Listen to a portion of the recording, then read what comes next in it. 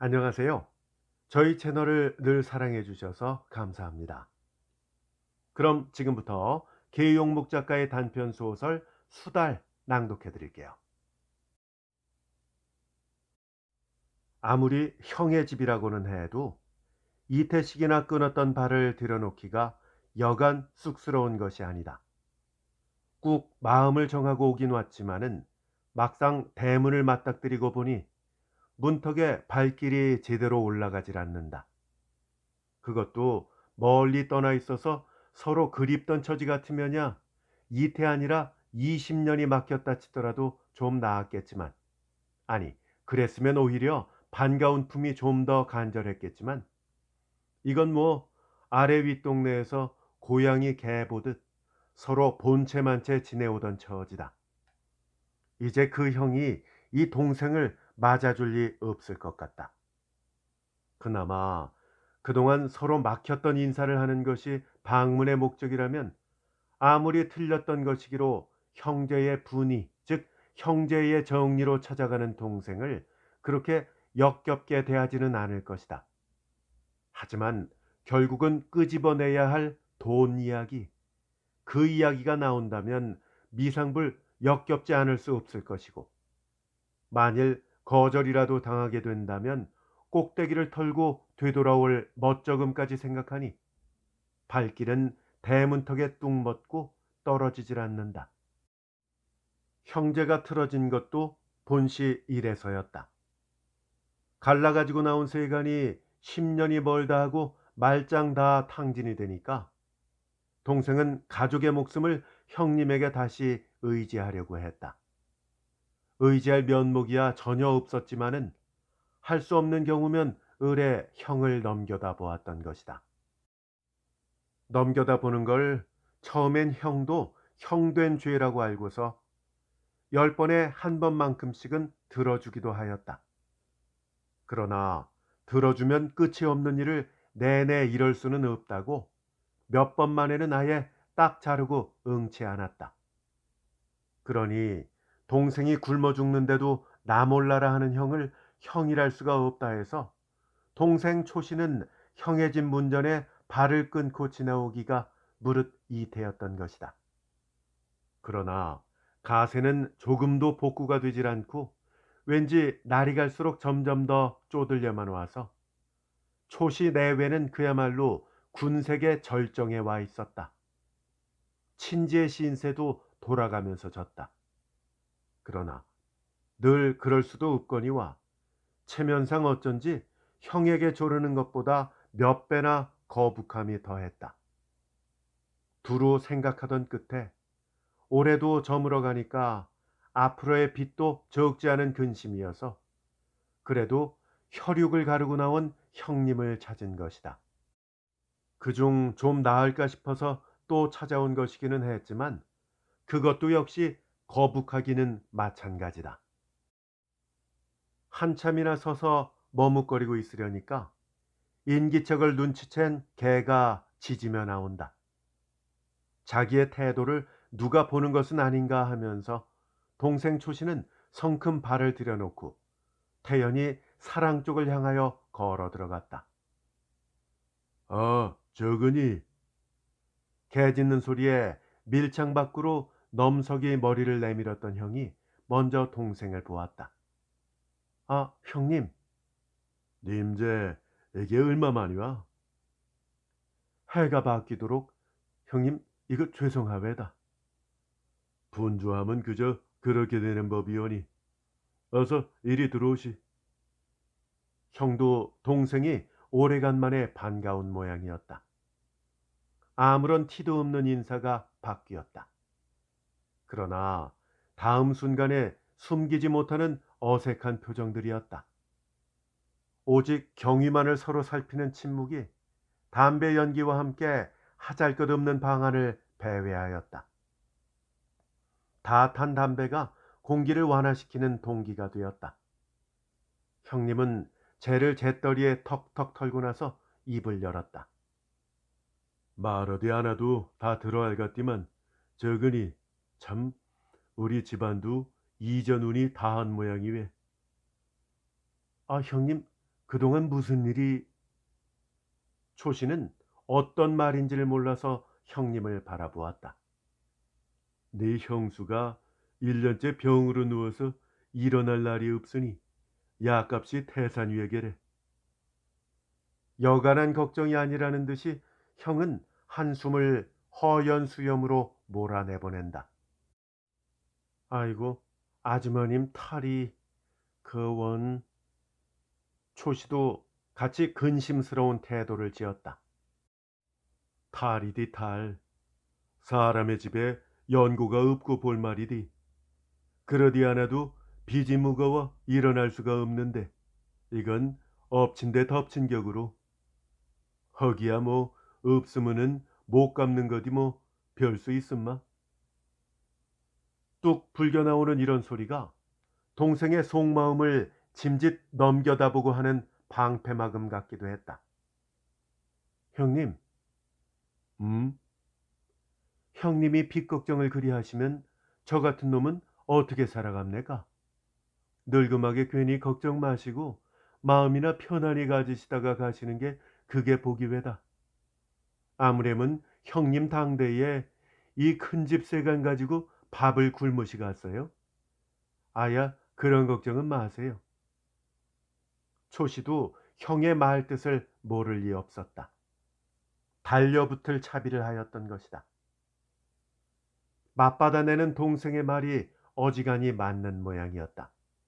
형은 한참 서슬이 푸르던 탄식이 주그러진다. 글쎄, 내니 걱정을 하려고 하고 있음마. 그럼 님제 정황도 딱하고 말고 여부가 있음마. 정황이 딱한 정도가 아닙니다. 오죽하면 제가 다시 이렇게 형님 앞에 또 사정을 하러 왔겠습니까? 마침내 동생 초시는 물고 늘어졌다. 형은 힘없이 머리를 숙이고 담뱃대를 든다. 형님, 음, 아무리 힘드시더라도 오늘 돈 100원만 꼭 좀 변통해 주셔야 할 것 같습니다. 돈? 아, 아까 내 말 못 들었음마? 금년엔 글쎄 진빚이 무거워 일어날 수가 없는데 100원이라니 이게 무슨 말이와? 이쯤엔 뭐 땅돈 한 푼 어쩔 수 없음매. 형은 머리를 굳게 흔들어 보인다. 그래도 형님이야. 다 옛날 말이디. 돈 100원에 설마 형님이? 그거는 나를 모르는 말이고. 그럼 이 동생은 굶어 죽어도 모른단 말씀이신가요? 그렇게 그거는 하지 않는 거야. 형님, 글쎄 못한다니까. 인사로 대할 땐 그렇게 부드럽던 형이 돈으로 대할 땐 이렇게도 차다. 더 말이 긴치 않다는 듯이 형은 딱 잡아떼고 안으로 들어간다. 이쯤 되면 100번 말해야 꺾을 수 없는 것이 형의 고집인 것을 너무도 잘 아는 동생이다. 더 앉아있을 필요가 없음을 깨닫고 일어서려는데 때마침 오늘 장에도 수달은 나오지 않았다고 심부름꾼이 사랑으로 들어와 아뢰는다. 들어보니 형수의 병에는 수달이 약이라고 해서 벌써 달포 동안이나 사방으로 구하고 있다는 것이다. 동생 초씨의 비위는 문득 여기에 동했다. 수달, 그놈을 못 구하나? 그놈만 구한다면 단돈 100원에 그렇게 강경하던 형님의 마음도 미상불 풀릴 것 같은데. 수달, 그놈을 좀 구해봐야겠다. 형님의 마음을 푸는데도 그렇거니와 그것이 또 약이 된다는데 하고 큰 맘을 먹어보는데 그때 안으로 들어갔던 형님이 돌아 나온다. 저거니 우리 오래간만에 저녁이나 같이 먹습세. 차는 뭐 없세. 형은 저녁이나 대접해 보내려는 눈치다. 저녁이야 뭐 집에 간들 못 먹겠습니까? 아니 차는 없어. 오래간만이니까 그러디. 님전 이즘 무슨 차니가? 찬이랄 게 있나요? 요즘엔 얼음을 까고 고기 세냥을 해 했더니 그게 찬입디요. 겨울에 생선 반찬, 그게 좀 귀한 거와. 아, 근데 형님, 고기제비 말이 났으니 말이디, 그저껜 얼음꾼형에서 이상한 짐승을 한 마리 잡디 않았겠소? 아, 물속에도 네 발 가진 짐승이 있습디다. 형 주사의 눈은 금시 둥그레지더니 빨던 담뱃대를 놓고 허리를 펴며 도두앉는다. 물속에서 나왔는데 네 발을 가져서? 그래, 그걸 어떻게 했음마? 아, 하도 이상한 짐승이기에 갖다 뒀습디요. 그게 수달 아이가? 글쎄, 다들 그걸 수달이라고 그러나 봐요. 그 수달이구만, 수달이야. 근데 저거니, 내 이제 안에 들어가서 꼼꼼히 생각을 해봤더니 이놈의 핏줄이란 무엇이기에 그리 정을 붙잡는 거이가. 님제 부탁을 거역하고 나니 눈물이 가슴속에서 막 솟아오름매. 같은 아버님의 자손인데 나는 밥 먹고 님젠 밥 굶는다니, 이거야 가슴이 아파 살겠음마. 이걸 아시면은 지하에 계신 아버님도 편히 주무시질 못하실 거야. 네, 아무리 힘들더라도 100원 다는 못하겠어만 배나 한 대썸 내일 아침 내려보내워리. 정 급한 데나 약간 뭐 좀 부슬거리고 그럭저럭 그저 또 지나가면서 또 봅세게래. 벼란간 노그라지는 형의 태도였다. 수달이 기어코 형의 마음을 움직여 놓았던 것이다. 이튿날 아침, 벼는 어김없이 닷섬이 초시댁으로 꼬박 소잔등이 두 짐을 날라냈다. 마지막 바리 뒤에는 형님이 넌지시 덧달리었다. 형 역시 이태 만에 발길을 들여놓는 동생의 집이었다. 아이고, 아주버님, 손수 오시기까지. 초시의 아내가 마주 달려나갔다. 오랫동안 대수님도 못 보았고. 인사가 끝났다. 재수는 아주버니의 다음 말을 받아야 할 것이 은근히 근심이었다. 아주버니는 틀림없이 그 수달 때문에 내려오셨을 것이고, 왔으니 수달을 보잘 것은 빤한 일일 것이다. 그러나 이에 대한 아무런 대책이 없다. 일을 이렇게 만들어 놓고는 대답이 어려우니까 남편은 쓱 몸을 피했다. 잡지도 않은 수다를 뭐라고 대답해야 되나. 가까스로 생각이 바쁜 동안 저 대수님, 아주버니는 부른다. 네? 저근이 어디 나갔소? 해변 내려간다고 아침 일찍이 나갔는데요. 그럼 늦게야 들어오나 보다래. 어떻게 되면 며칠 될지도 모르겠다고 그래요. 남편이 일러준 대로 아내는 대답할 수밖에 없었다. 아, 그래요? 형은 계획이 틀리는 듯이 머리를 흔들더니 벼랑간 눈을 치뜨며, 근데 뭐 저근이가 수다를 잡아왔어요? 하고 재수를 건너다 본다. 아니나 다를까 수달 이야기는 기어이 나오고야 만다. 대답할 말이 없다. 남편이 이르기는 역시 모른다고 하랬지만은 차마 그렇게는 말이 나오지 않는다. 그렇다고 또한 달리 꾸며댈 말도 없다. 수달이라니요? 우선 반문을 해보는 것으로 생각에 여유를 주었다. 고기를 잡으러 갔다가 수달을 잡아왔다고 하던데요. 아주버니는 의아한 눈이 둥그레서 재수를 바라본다. 고기 잡으러 갔던 일도 없는데요. 저는 모르는 소리우다. 아니, 고기 잡으러 갔던 일도 없어요?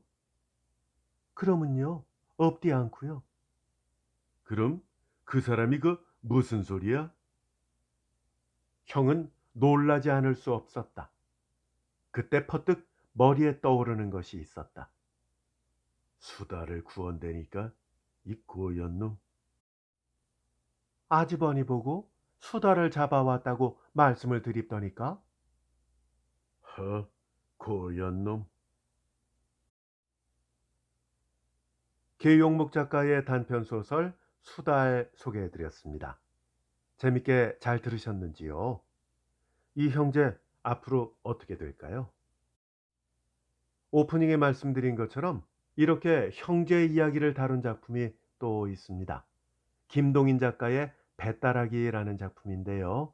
아직 못 들으신 분들이라면 꼭 감상해 보시라고 강력하게 추천드립니다.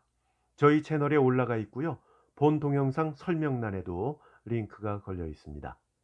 그리고 계용목 작가의 또 다른 작품 연애사파도 올라가 있거든요. 함께 추천드립니다. 아울러서 구독 신청, 알람 설정 다시 한번 부탁드립니다. 함께 해주셔서 감사합니다. 다음에 더 좋은 작품으로 찾아뵐게요. 안녕히 계십시오.